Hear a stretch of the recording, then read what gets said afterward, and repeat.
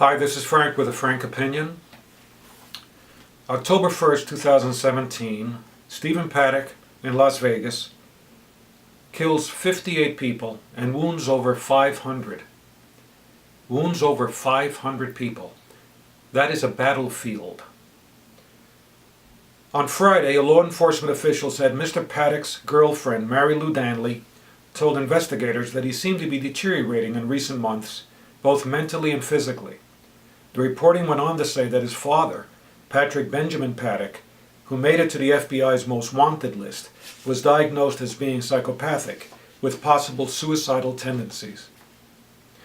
October 1st, 2015, 9 people killed, 9 wounded, Roseburg, Oregon. Christopher Sean Harper Mercer, 26 years of age, shot and killed 8 fellow students and a teacher at Umpqua Community College.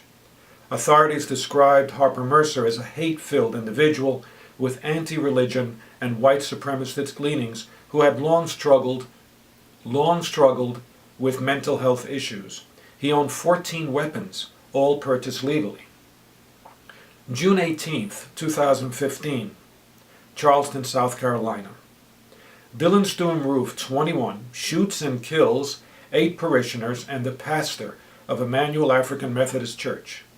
Dylan Roof was given the gun used in the killings by his father as a birthday present. The report went on to note that Roof also showed symptoms of anxiety, depression, paranoia, and a number of highly unusual symptoms that suggest disordered thinking and a lack of contact with reality. And then there's 12-14-12, December 14th, 2012. 27 killed, 1 wounded in Newtown, Connecticut. 20 of the 27 were 6th graders. They're pictured here. 2 years after the Sandy Hook Elementary School massacre, Connecticut's Office of the Child Advocate released a report detailing the mental health profile of gunman Adam Lanza, 20 years of age, noting potential missed opportunities. Lanza was referred for special education preschool services at age 2. Lanza was presented with significant developmental challenges from the earliest childhood days, including communication and sensory difficulties, socialization delays, and repetitive behaviors. According to his teacher's account in the report, he had very distinct antisocial issues. Adam Lanza's mother was a gun enthusiast, but also exhibited a number of mental health symptoms, including paranoia. Adam killed her first before the slaughter at Sandy Hook Elementary. And of course we have others, Columbine, Virginia Tech, Aurora. What these and so many other American mass shootings tell us is that mental health reform, accessibility to mental health services, though terrifically important, is not the primary solution. As we know, people with mental health keep those mental health issues well concealed, or vice versa, they are hidden in plain sight, as so many of these stories inform us. And yet people, whether they be family members or co-workers or neighbors, friends, etc., don't necessarily want to get involved by suggesting that somebody may have a mental health issue and should seek some help, or turn them into some type of an authority figure. What we like to say too often is that the United States is exceptional. But we are exceptional in the wrong direction, unfortunately, most of the time. No country on earth has the frequency and the magnitude of mass shootings as we do here in America. And yet, the very elected officials that are supposed to look out for the common good, that are supposed to protect us, indicate that accessibility to mental health services should be the primary solution. No, it's not. It's the accessibility of guns, and specifically the lack of meaningful national, that is federal, covering every state uniformly, gun safety and sales legislation. Other countries have seen the light and acted very quickly. Australia in 1996 A 25-year-old killed 35 people and wounded 23.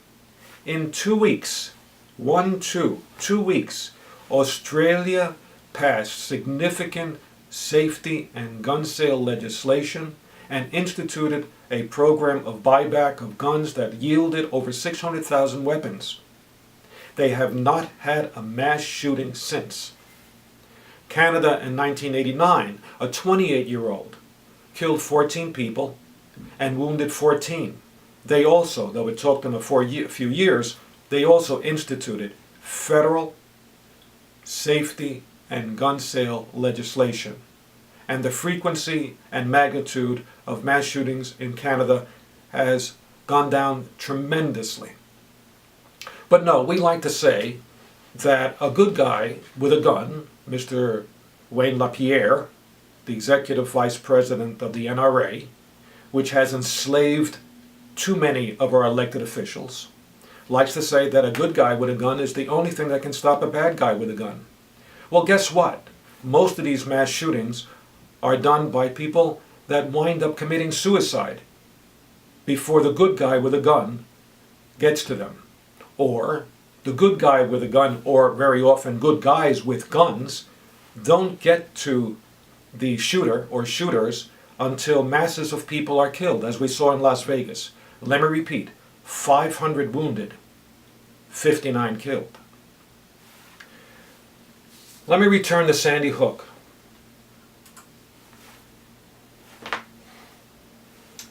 This precious young lady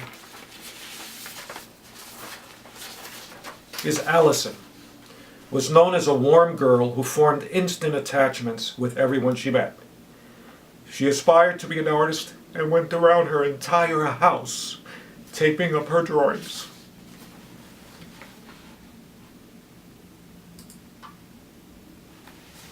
This is Grace Marquez Green, also 6.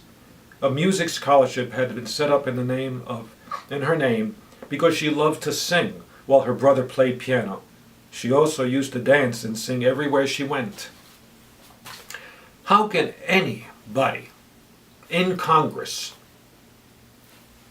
see these young children, 6 years of age, and not do something about it?